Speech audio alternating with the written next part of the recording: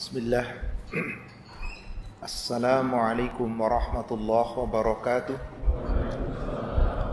Kembali di pagi hari ini, pada salat subuh kita kembali berkumpul, diperjumpakan di tempat yang mulia ini, yang insyaallah kita melanjutkan kajian kita di kitab Aqidah, membenahi akidah kita agar tidak rusak apalagi sampai batil. Dan alhamdulillah di pertemuan yang lalu kita telah sampai pada bab hal-hal yang bisa merusak tauhid kita. Dan poin pertama sudah kita bahas tentang berburuk sangka kepada Allah. Hari ini kita lanjutkan, yakni poin kedua dari hal-hal yang bisa merusak akidah kita. Yang punya kitab tauhid bisa dibuka di halaman 144 dan seterusnya. Di sini disebutkan tentang menghina sesuatu yang mengandung zikrullah. Kata-kata, gurau, atau perkataan-perkataan yang sesungguhnya itu salah satu gurau yang dilarang oleh Allah. Seakan-akan merendahkan tentang mengingat Allah, atau merendahkan ayat-ayat Allah, bahkan merendahkan kedudukan Allah. Yang manusia berbuat itu kadang-kadang tanpa sadar.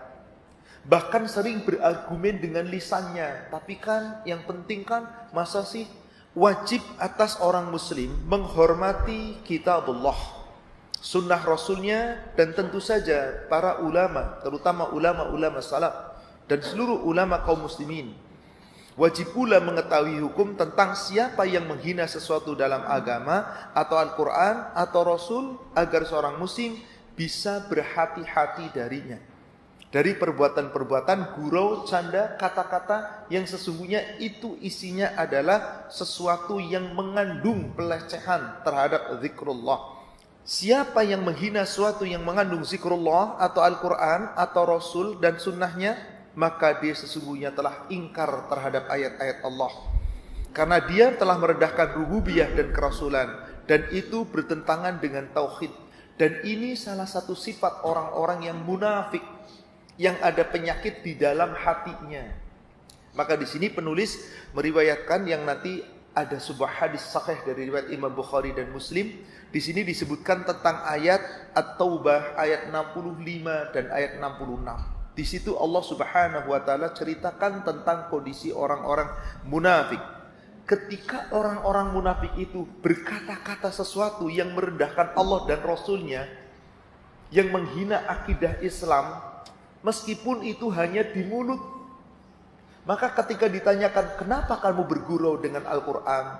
Kenapa kamu bergurau dengan Allah dan Rasulnya? Kenapa kamu berkata-kata sesuatu yang mengandung merendahkan mengingat Allah? Maka jawaban mereka ketika ditanya seperti itu, kami cuman bercanda aja kok. Kami cuman mengolok-ngolok aja kok. Kami cuman bersenda gurau. Gak serius, cuman di mulut aja. Maka Allah turunkan ayatnya. Apakah dengan Allah, dengan ayat-ayat Allah, dengan Rasul-Rasul Allah, kalian senantiasa mengolok-olok? Maka Allah katakan di ayat yang berikutnya, ayat yang ke-65. Allah menilai orang-orang yang lisannya suka bercanda, mengolok-olok ayat-ayat Allah, yang isinya ada penghinaan kepada Rasul, meskipun dia bukan tujuan itu dalam hatinya, hanya di mulut. Maka sesungguhnya la ta'dziru qad kafarutum ba'da imanikum. Tidak perlu kamu meminta maaf. Kamu sesungguhnya telah ingkar kepada Allah. Bukan kafir murtad dari Islam, bukan, tetapi tetap akidahnya tertulis sebagai orang yang bertauhid. Lisannya tetap mengakui Allah, tapi hati Anda ingkar kepada Allah. Tidak tunduk sepenuhnya. Kamu sesungguhnya telah ingkar setelah kamu beriman. Jika Allah menghendaki, Allah akan memaafkan sebagian dari mereka yang ngolok-olok, yang mau bertobat tentu saja. Tapi Allah pun akan mengazab sebagian daripada mereka. Disebabkan mereka itu sesungguhnya orang-orang yang senantiasa berbuat dosa. Ada yang ngaku ulama. Di negara kita Pak, banyak ayat-ayat Al-Quran dijadikan candaan. Hadis-hadis Rasul dijadikan candaan.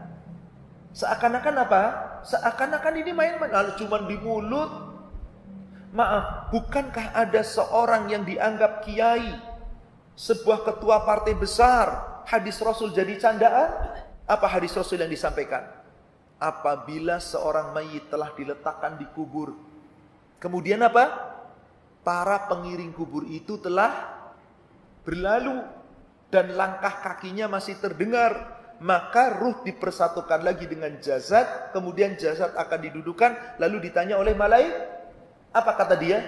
Maaf, si fulan itu mantan presiden itu sampai sekarang belum ditanya. Ini sudah beberapa tahun setelah wafatnya dia, sampai sekarang belum ditanya. Loh, kenapa belum ditanya? Wong nggak pernah sepi dari pengunjung, 24 jam ramai terus kok. Jadi malaikat belum nanya, kenapa masih ada orang di sana? Ini namanya apa, Pak? Inna lillahi wa inna ilaihi raji'un. Dengan hadis Rasul dia olok-olok, dan itu berani diceritakan. Kira-kira hadirin ketawa enggak? Sekarang kalau ditanya, ngapain Anda ngomong gitu? Canda aja biar ketawa. Ayat Allah hendak Anda olok-olok, hadis Rasul hendak Anda olok-olok. Seperti itulah ciri orang munafik, Pak. Yang memang orang munafik itu udah jelas musuh Allah. Maka tentang ayat-ayat munafik itu banyak sekali, Pak. Tapi nggak boleh, Bapak Ibu, kalau kita lihat ada orang munafik, kamu tuh munafik, nggak boleh. Kata-kata munafik bukan untuk obrolan kita. Karena yang bisa menilai tentang munafik itu siapa? Coba, kalau Rasul nggak dapat wahyu dari Allah, Rasul nggak tahu kalau dia munafik. Tapi karena diberitahukan oleh Allah, wahyu masih turun. Sehingga apa? Ketika wahyu masih turun, tentu Rasulullah SAW mendapatkan pemberitahuan bukan dari siapapun, tapi langsung dari Allah. Jaga lisan kita. Jangan sampai Anda nanti gurau dan olok-olok. Bukankah hadis saling olok-olok itu gara-gara berita? Lalu tidak tabayyun?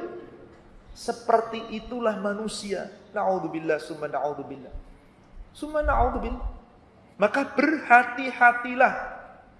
Allahu Akbar. Yang namanya berita kadang, makanya ada berita namanya apa di sini, Pak? Hoax ya, Pak ya. Hati-hati orang yang suka ikut-ikutan berita hoax.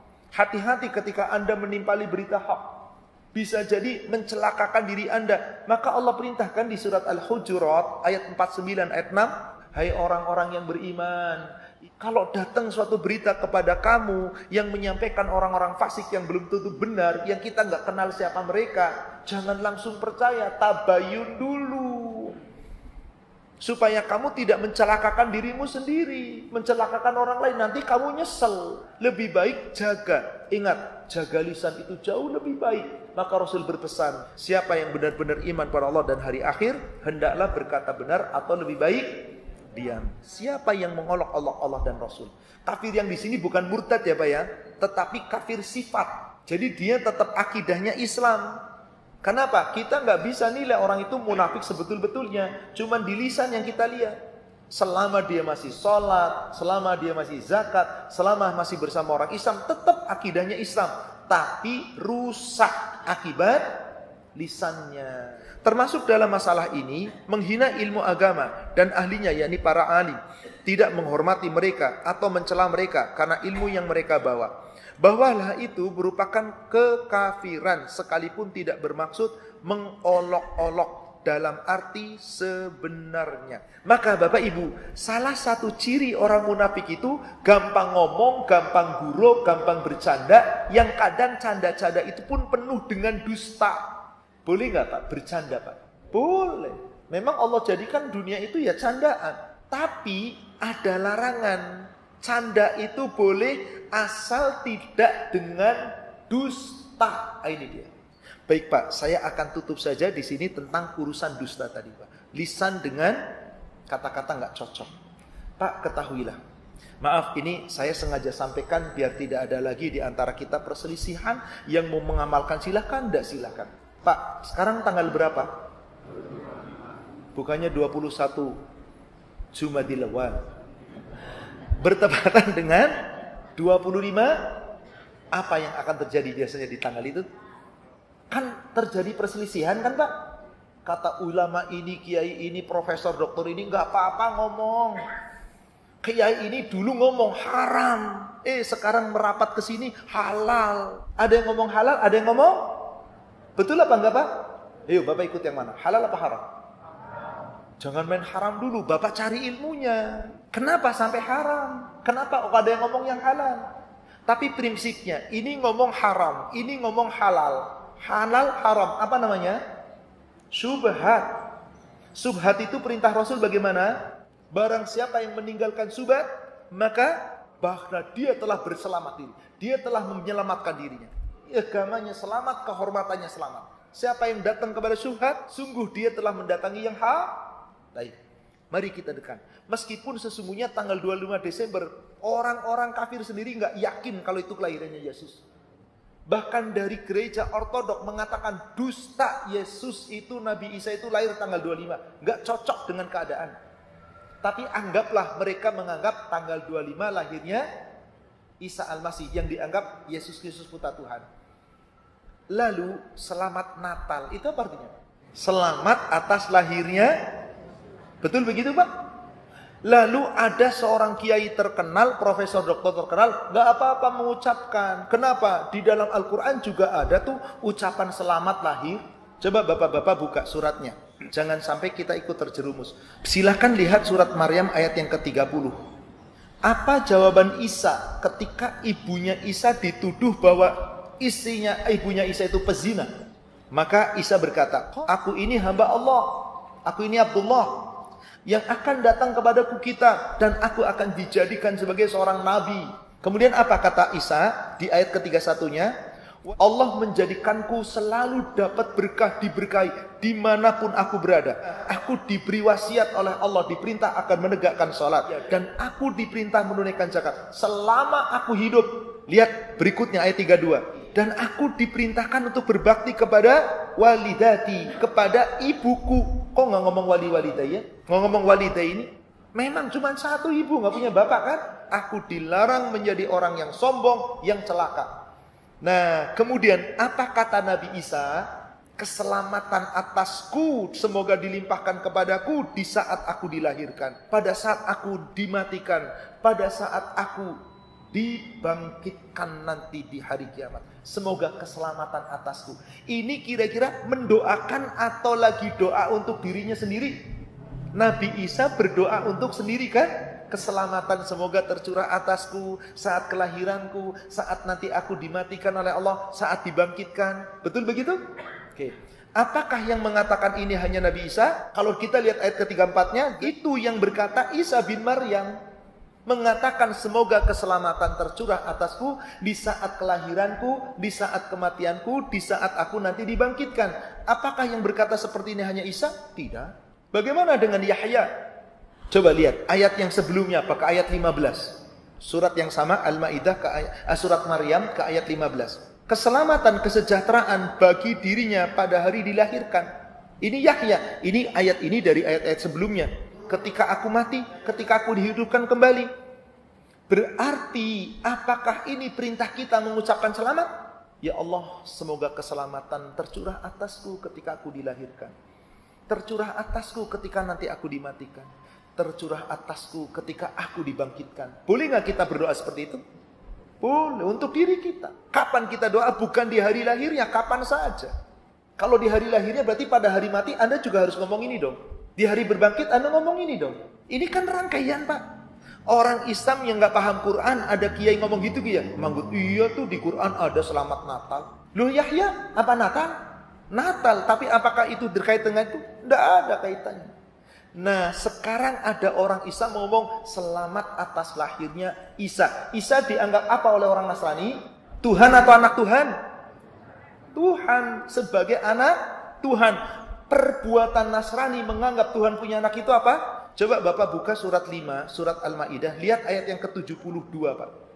Atau dari ayat 73-nya dulu, nanti menuju ke 72. Kafir orang yang mengatakan Allah itu ada 3. Satu dari yang 3, 3 jadi 1. Allah itu cuma 1. Jika mereka tidak meninggalkan amma yaqulun, apa yang mereka katakan bahwa Allah punya anak, Allah lebih dari 1, kami pasti akan masukkan mereka ke dalam azab yang pedih. Jadi orang yang mengatakan Allah punya anak itu kemana tempatnya Pak? Neraka?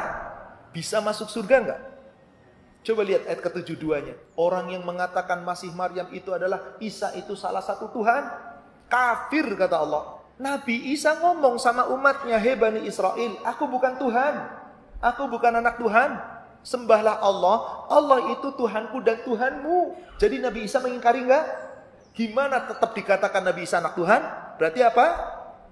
Kafir, musyrik. Apa kata Allah? Sesungguhnya orang yang menyekutukan Allah, faqad harramallahu alaihi jannah. Allah haramkan baginya surga, tempatnya neraka. Wa ma lidzalimina min ansar. Enggak ada penolong.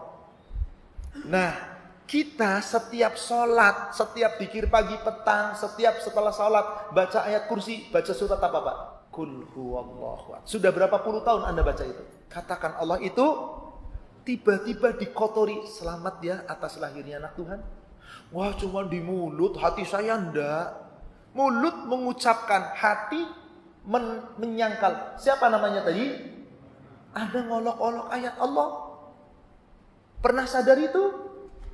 Tapi kata Kiai Anu, kata Ustadz Anu, sekali lagi wahai saudara sekalian, jangan Anda ikut-ikutan sebelum Anda tahu. Coba, akibat ucapan seperti itu, apa yang terjadi? Bapak lihat masih di surat yang sama, surat Maryam. Lihat menuju ke ayat yang ke-88. Terus sampai ayat 90. Orang-orang Nasrani mengatakan Allah punya Tuhan, punya anak. Isa bin Maryam itu anak Tuhan. Sungguh mereka telah membawa sesuatu perkataan yang sangat mungkar. Akibat mengatakan Allah punya anak, apa yang terjadi Pak? Ayat 90. Hampir-hampir langit terbelah, bumi terpecah berkeping-keping, gunung-gunung runtuh. Akibat apa? Karena mereka mengatakan Allah punya langit terbelah Pak. Bumi hancur berkeping-keping Pak. Gunung runtuh hancur. Akibat ada orang berani ngomong Allah punya. Loh kok ada orang Islam enak banget. Selamat Natal ya. Selamat ya atas lahirnya Tuhan. Tuhan Anda, anak Tuhan. Tapi kan jadi 113. Bingung di sini juga Pak. Inilah Pak, maaf, setelah bapak-bapak, ibu-ibu ayat ini tahu, masih mau tetap mengucapkan selamat Natal? Tanggung jawab di hadapan Allah. Tapi itulah yang terjadi. Toleransi agama lagi. Tidak ada toleransi agama. Yang ada adalah wala dan barok dalam agama. Urusan toleransi itu urusan Allah. Toleransi itu sesama muslim. Tapi sama orang kafir bukan toleransi. Saling menghormati. Urusan duniawi boleh. Tapi kalau sudah urusan tauhid, urusan akidah, jangan dirusak. Ingat tema kita. Yang merusak akidah kita diantaranya ini nih. Ucapan. Assalamualaikum warahmatullahi wabarakatuh.